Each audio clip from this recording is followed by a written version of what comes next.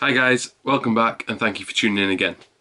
This episode is going to be a species special. Species special! Species special! Species special! No, it's going to be a species special, okay, and the species we're going to talk about is going to be the Geophagus Altifrons.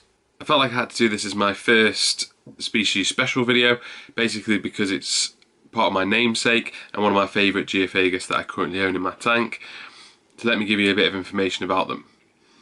For those of you that weren't aware, Geophagus translates to earth eater.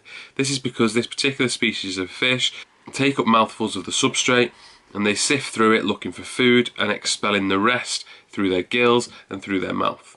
They originate from South America, in particular the native Amazon River basin in Brazil. The maximum size of these fish can range from anywhere between 9 inch and but closer to the 12 inch, which is one of the largest Geophagus species there is out there. As with most Geophagus, but particularly the Altifrons, they're a fairly peaceful species and are popular in the hobby due to their intense coloration and generally prefer to live in groups as they're a good community fish. When it comes to the water parameters for the Geophagus Altifrons, they're quite tolerant. The pH ranges from 5 to 7, other people say 6 to 8, so therefore you probably are going to get away with anywhere between 5 and 8. But with all fish, as they, as long as it doesn't change too drastically, they will adapt to as they need to. As for the temperature of the water, anywhere between 77 and 86 degrees Fahrenheit or 25 to 30 degrees centigrade.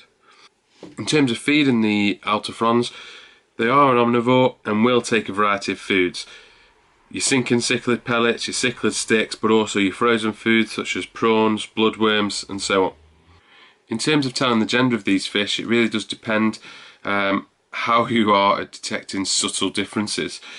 The female head profile is said to be a little bit smoother, but this is subtle between the two. Males tend to be a bit larger and generally has longer points on its fins and on its tails as well. The best way to identify these differences is to be fortunate enough to have a breeding pair, and you'll be able to pick the differences up between the male and the female. Breeding the Geophagus Altifrons should be pretty straightforward and relatively easy to achieve. A lower pH and a higher temperature mixed with higher protein food should help promote breeding within these fish. They are mouth brooders, meaning that the female will lay the eggs on a flat clean surface such as bogwood or a rock, and within 24 hours they will transfer the eggs into the mouth until they hatch. After a couple of weeks the fry should be free swimming, but the parents will continue to care and protect for the fry by taking them into the mouths until they have matured for a couple of weeks. As previously mentioned, Geophagus Altifrons are a good community fish. Therefore, as far as tank mates are concerned, you have lots of choice available to you. They are a cichlid, although they are one of the more peaceful cichlids, they can still show signs of aggression when it comes to breeding and what have you. When they are max size, it has been said that they can swallow smaller fish that will fit into their mouths, so take that into account when choosing tank mates for these. Ideal tank mates for the Geophagus Altifron will be cichlids of a similar size or fish of similar size, in particular other breeds from the Geophagus family.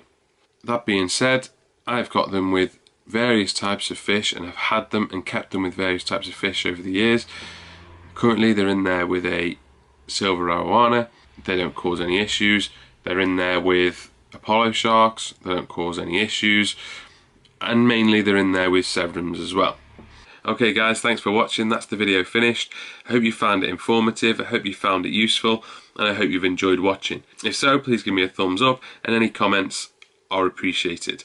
If there's any information that I've missed out or you'd like to know further about the Geophagus Altifrons, please get in touch and I'll get back to you as soon as I can with the information that will be useful to you. Again, thanks for watching, I hope you've enjoyed it.